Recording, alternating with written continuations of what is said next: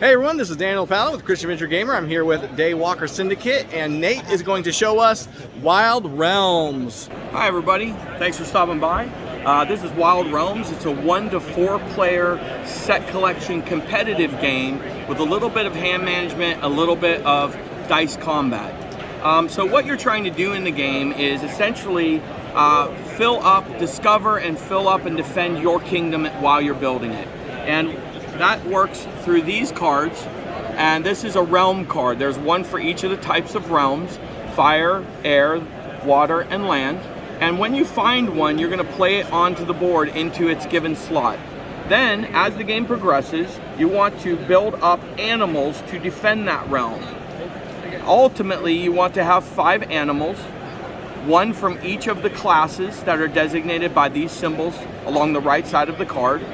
And then you also need one of the animals or more to have this little icon here. It's a small crown just located under the number, and it is designating that this Marsh Harrier is in fact a leader, which has a slightly stronger attack than other animals and serves a couple of different functions. Once you have all 5 of the classes and at least one leader, then at the end of your turn, you can do what we call locking a realm. Once a realm is locked, it can no longer be attacked normally. Once you find, discover, defend, and then lock all 4 of them, you have won the game if you're the first to do that. Beyond that, you can have an alliance down here where you play cards into that you can use to attack your opponents, to pull them back if they're getting ahead of you.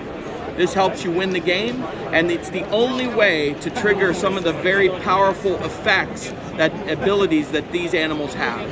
The last thing to know about the game is that it comes with a 10-card Legendary Beast deck. This deck is common to all the players. It sits in the center of the playing area, and everyone can access it through this card, which is in your deck, the player deck. When you get to the top of your turn, you can play this card and then draw a legendary beast. In this case, we've pulled the Bighorn Sheep. And the Bighorn Sheep presents us with 2 very powerful effects, and I choose one of them, and then we move on to the next once that's taken effect. The difference between normal animals and legendary is that their abilities tend to target a single kingdom, whereas the legendary creatures tend to attack and affect many or all of the kingdoms in some ways. And that's Wild Realms in a nutshell. Awesome.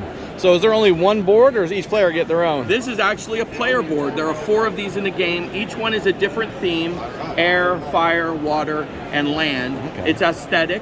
It comes with its own themed deck, as you can see. Okay. But the actual contents of each player's set is identical. So it's very evening the gameplay and chance.